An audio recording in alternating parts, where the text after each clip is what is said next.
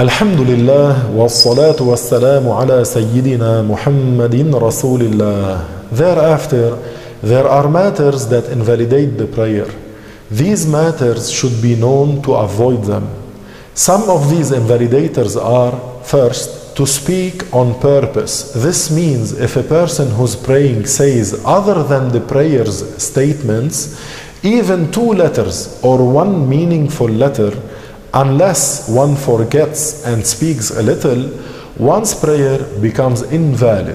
However, mentioning Allah does not invalidate the prayer, no matter how much we mention the name of Allah in the prayer. Second, to eat or drink.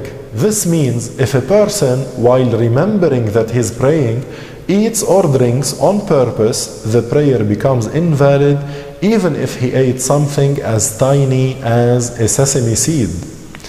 Third, to make an excessive move. This means if a person praying makes a big jump and the like, the prayer becomes invalid. Fourth, to move once to play. Even one small move, such as moving the tongue or moving the eyebrow for the purpose of playing, makes the prayer invalid.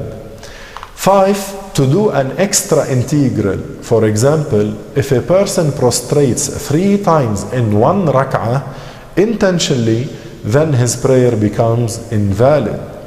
6. To change intention. This means if a person while praying intends to interrupt the prayer before finishing it, or hesitates whether or not to interrupt it, or makes interrupting it contingent on the occurrence of something, this makes his prayer invalid. An example is if one intends to stop his prayer if someone knocks at the door, then the prayer is invalid immediately. 7. To exit the state of purification.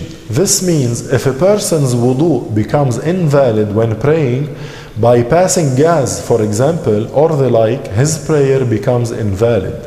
In the end, I sincerely ask Allah to grant us valid prayers. Walhamdulillahi Rabbil Alameen.